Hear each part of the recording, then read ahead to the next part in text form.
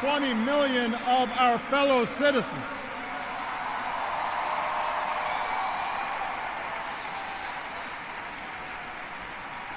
If I had told you all that, you might have said our sights were set a little too high.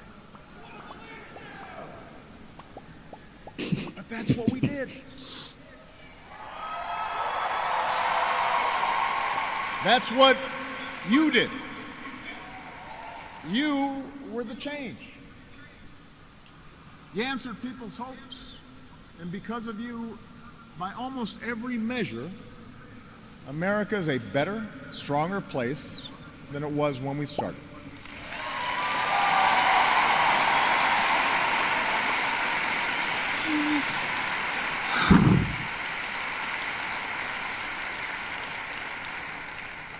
In 10 days, the world will witness a hallmark of our democracy. No. The peaceful transfer of power from one freely elected president to the next.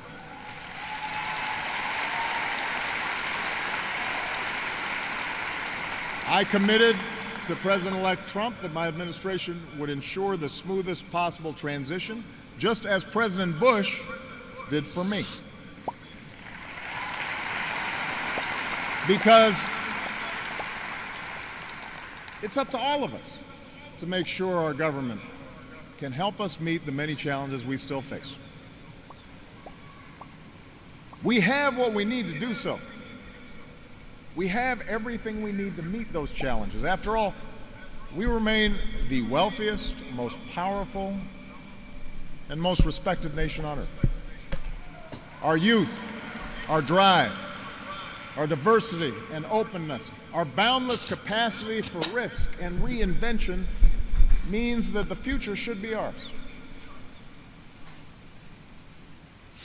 But that potential will only be realized if our democracy works. Only if our politics better reflects the decency of our people. Only if all of us, regardless of party affiliation or particular interests, help restore the sense of common purpose that we so badly need right now. And that's what I want to focus on tonight. The state of our democracy. Understand, democracy does not require uniformity. Our founders argued, they quarreled, eventually they compromised. They expected us to do the same. But they knew that democracy does require a basic sense of solidarity. Oh, well. The idea that for all our outward differences, we're all in this together. Amen. That we rise or fall as one.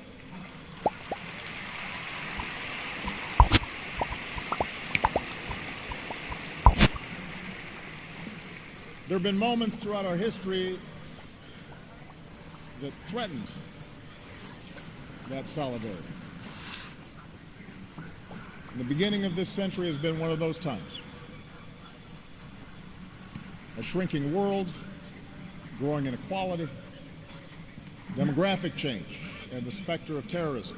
These forces haven't just tested our security and our prosperity, but are testing our democracy as well.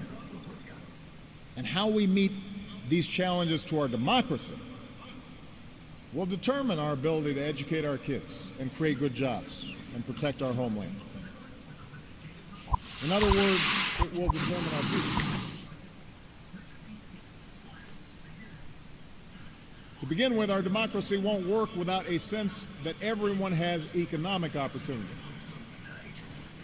And the good news is that today the economy is growing again. Wages, incomes, home values, and retirement accounts are all rising again. Poverty is falling again.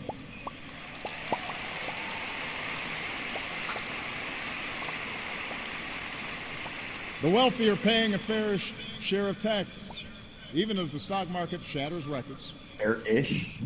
The unemployment rate is near a 10-year low. The uninsured rate has never, ever been lower.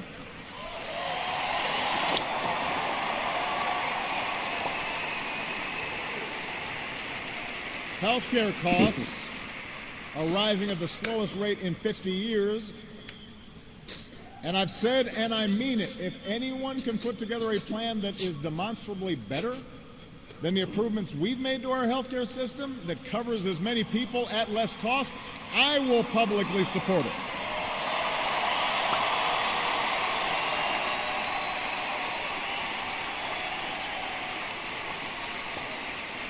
Because that, after all, is why we serve. Not to score points or take credit, but to make people's lives better.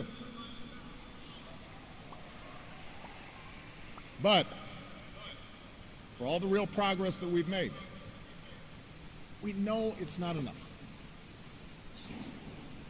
Our economy doesn't work as well or grow as fast when a few prosper at the expense of a growing middle class and ladders for folks who want to get into the middle class. That's the economic argument, but stark inequality is also corrosive to our democratic idea. While the top 1% has amassed a bigger share of wealth and income, too many of our families in inner cities and in rural counties have been left behind. The laid-off factory worker, the waitress or healthcare worker who's just barely getting by and struggling to pay the bills, convinced that the game is fixed against them, that their government only serves the interests of the powerful. That's a recipe for more cynicism and polarization in our politics. Now, there are no quick fixes to this long-term trend. I agree, our trade should be fair and not just free. But the next wave of economic dislocations won't come from overseas. It will come from the relentless pace of automation that makes a lot of good middle-class jobs obsolete. And so we're going to have to forge a new social compact to guarantee all our kids the education they need, to give workers the power to unionize for better wages, to update the social safety net to reflect the way we live now, and make more reforms to the tax code so corporations and individuals who reap the most from this new economy don't avoid their obligations to the country that's made their very success possible.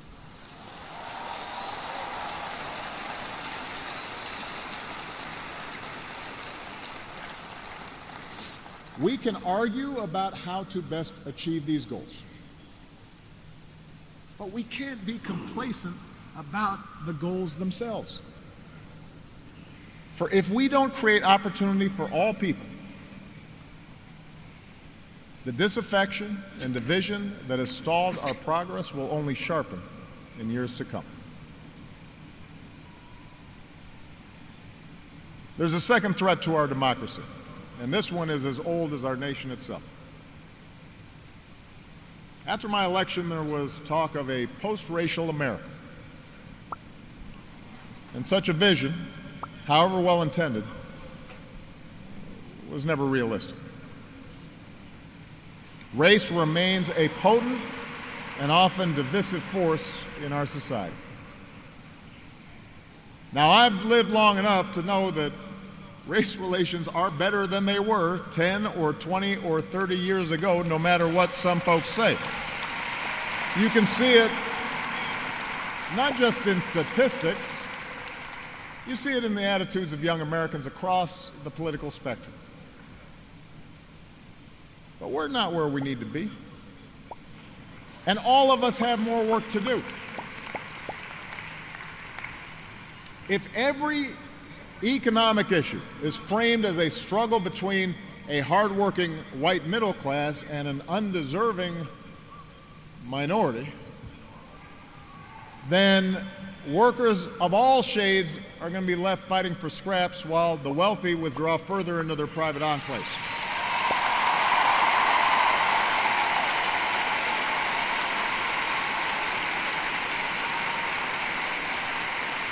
We have a room If we're unwilling